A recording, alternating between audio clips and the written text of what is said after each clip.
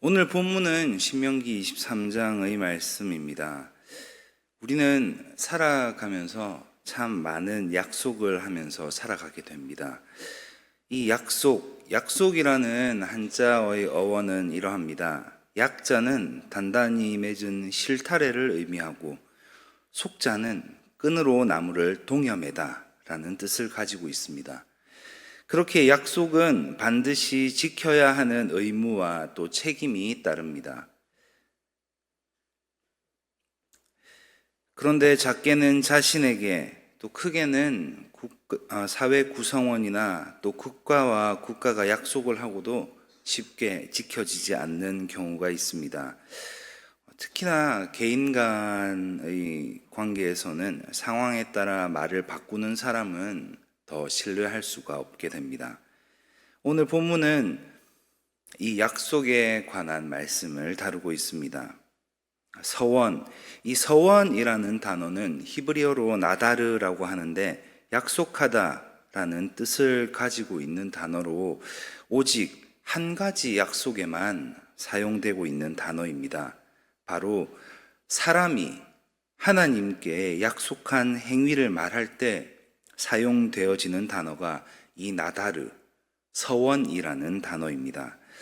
사람이 하나님께 대하여 무엇을 맹세하고 또 약속하는 행위인 서원은 어디까지나 자발적으로 자원하는 행위이며 강요나 억지에 의해서 이루어지지는 않습니다.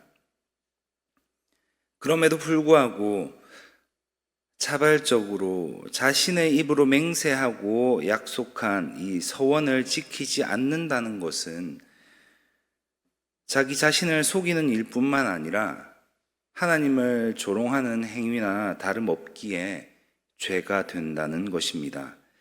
하나님께서는 우리 마음의 중심을 모두 아시는 분이십니다. 하나님은 우리 마음의 중심을 보시고 우리가 하나님께 올려드린 이 맹세와 약속들을 하나님께서는 기억하시고 잊지 않으시는 분이십니다.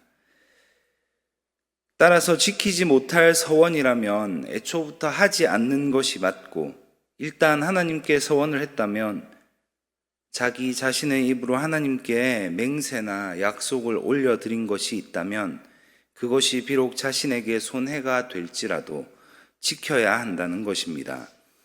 시편 15편 4절에서 다윗은 이렇게 이야기합니다. 그의 눈은 망령된 자를 멸시하며 여호와를 두려워하는 자들을 존대하며 그의 마음에 서원한 것은 해로울지라도 변하지 아니하며. 하나님께 서원한 것이 있다면 해로울지라도 변하지 말아야 한다고 다윗은 우리에게 이야기합니다. 하나님께 서원한 것을 반드시 지키라는 말씀입니다. 또한 오늘 본문을 보면 더디하면 죄가 된다고 말씀을 통하여 우리에게 이야기해 주십니다. 그렇기 때문에 우리는 하나님 앞에 우리 마음을 올려드릴 때에, 우리의 입술로 맹세할 때, 하나님과 약속할 때에는 신중해야 합니다. 주의를 기울여야 합니다. 하나님은 어떤 분이십니까? 이 세상의 창조주이시며 온 세상을 다스리는 분이십니다.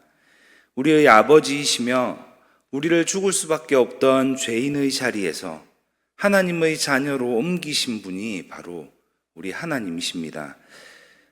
나에게 있어 하나님은 어떤 분이십니까? 기분이 좋거나 마음에 감동이 있을 때에 맹세를 하고 또 약속했다가 시간이 지나서 그 맹세와 약속을 사람에게 하듯 헌신발을 버리듯 버려도 괜찮은 분이 하나님이십니까? 아니면 나의 입술로 마음으로 올려드린 맹세와 약속을 더디하지 않고 기쁘게 받으시도록 올려드려야 할 대상이 하나님이십니까?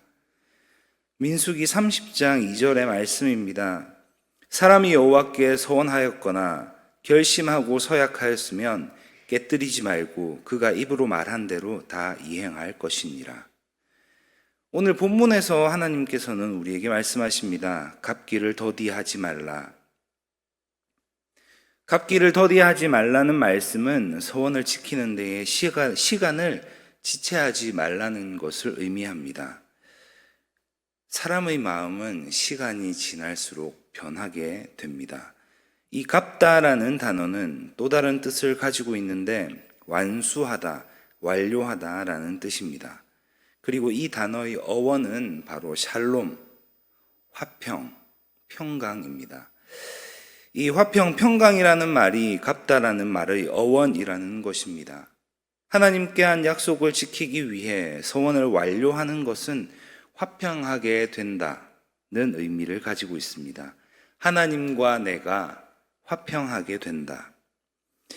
이것은 자판기와 같이 서원을 지키면 화평을 받는다라는 1차원적인 뜻이 아닙니다. 하나님께 서원하고 그 서원을 지키기 위해서 나의 노력을, 나의 마음을 쏟아내는 시작부터 평강이 임하게 된다는 것입니다. 나의 기쁨, 나의 소망이 되시는 하나님께 나의 마음을 들여 나의 힘을 다해 맹세와 약속을 지켜가는 것. 하나님께 올려드린 맹세와 약속이 버거운 분이 계십니까? 성경에서는 이렇게 이야기합니다. 서원을 하지 않아도 된다. 그러나 서원을 하였다면 더디하지 말고 반드시 지켜라. 하나님 앞에서 우리는 우리의 말과 또 혀를 조심해야 합니다. 나의 기분에 따라 나의 믿음을 나타내기 위해 올려드리는 맹세와 약속은 하나님께서 절대 기뻐 받으시지 않습니다. 지금 이 자리에 계신 든든한 교회 성도 여러분, 하나님과 혹시 약속하신 것이 있는 분이 있으실까요?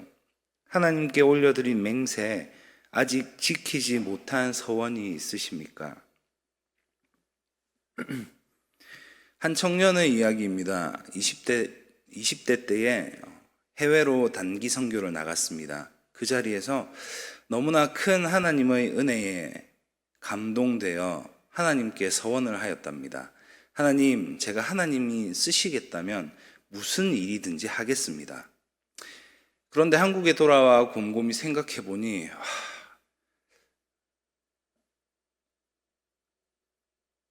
내가 너무 큰 약속을 올려드린 게 아닐까? 하나님의 부르심에 내가 순종할 수 있을까? 라는 의심에 또 고민에 그 약속을 하나님의 부르심이 계속되는데도 불구하고 10년이나 미뤘다고 합니다. 그리고 10년 뒤에 하나님께서 똑같이 해외 단기 선교의 자리에서 그 청년에게 이렇게 말씀하셨다고 합니다. 너는 왜 약속한 것을 지키지 않니? 그리고 그 청년은 그 말씀에 순종하여 신학을 시작하게 되었고 또 목사 안수를 받고 하나님께서 쓰시는 하나님의 종이 되었습니다. 하나님의 백성으로 이 세상을 살아가는 우리는 사람과 사람 사이의 약속도 당연히 지켜야 하지만 하나님과의 약속인 서원은 더욱 성실히 지켜야 합니다. 하나님께서는 받으신 약속을 잊지 않으시기 때문입니다. 그것이 바로 하나님이 나의 하나님이라 믿는 믿음의 고백인 동시에 더욱 하나님을 존중하고 또 높여드리는 행위라는 것을 우리는 잊지 말아야 합니다. 마태복음 5장에서는 예수님께서 이렇게까지 말씀하셨습니다. 또 옛사람에게 말한 바 헛맹세를 하지 말고 내 맹세한 것을 주께 지키라 하였다는 것을 너희가 들었으나 나는 너희에게 이르노니 도무지 맹세하지 말지니 하늘로도 하지 말라. 이는 하나님의 보좌이며 하나님께 서원하고 지키지 않는 세태를 꾸짖으시며 예수님께서 이렇게 말씀하신 것입니다. 하나님께 서원한다는 행위 자체가 유대인들의 사회에서는 자신을 드러내고 또한 자신의 지위를 높이는 데에 사용되었기 때문에 예수님께서는 이럴 거면 아예 서원을 하지 말라라고 말씀하셨던 것입니다. 하나님께 올려드린 서원이 지금 이 시간 계속해서 기억나고 또 기억나시는 분이 있으십니까? 하나님께 서원한 것은 나에게 손해가 되더라도 기억하고 지키는 우리 모두가 될 수 있기를 진심으로 소망합니다. 기도하겠습니다. 하나님, 신명기 23장의 말씀을 통하여 약속을 지키라 말씀해 주십니다. 이 말씀은 하나님 앞에서 우리가 약속을 신중하게 해야 한다는 것과 하나님께 약속한 것이 있다면 나에게 손해가 되더라도 지켜야 함을 기억하게 하여 줍니다. 하나님을 존중하고 높여드리는 삶을 살아가기를 원합니다. 말씀대로 살아감으로 하나님께서 주시는 복과 은혜를 누리며 살아가게 하여 주시옵소서. 장양희 원로 목사님을 위하여 기도합니다. 하나님, 치료 가운데 목사님의 건강을 지켜주시고 이전보다 더 강건케 하여 주시옵소서. 힘들지 않게 지치지 않게 함께하여 주시옵소서. 신명호 담임 목사님을 위하여 기도합니다. 하나님께서 주시는 지혜와 명철로 채워주시고 새 힘과 하늘의 능력으로 든든한 교회를 이끌어가는 영적 리더로 세워주시옵소서. 이 시간 몸과 마음이 아파 함께하지 못한 환우분들 한 분 한 분 기억하여 주시고 하나님께서 아픔과 고통 가운데 그 눈물 닦아주시고 치유의 손길을 베풀어 주시옵소서. 오늘도 우리를 너무나 사랑하시어 은혜 베풀어 주시기를 원하시는 예수님 이름으로 기도합니다. 아멘.